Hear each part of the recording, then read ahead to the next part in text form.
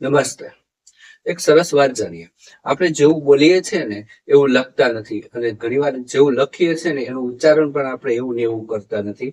એવી ભૂલો કરીએ છીએ ભાષામાં. જુઓ, આને વંચાય ગદ્ય.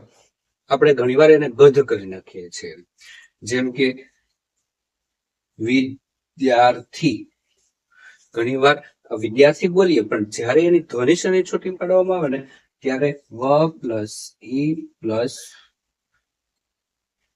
ધ વત્તા આ કરી નાખીએ, વિધા. વિધા આપણને આમાં ખબર નથી પડતી કે દ સાથે ય જોડાણેલો છે. ખરેખર શું છે? દ વત્તા ય વત્તા અ, દ્ય. ત્યારે આને દ્ય કહેવાય છે.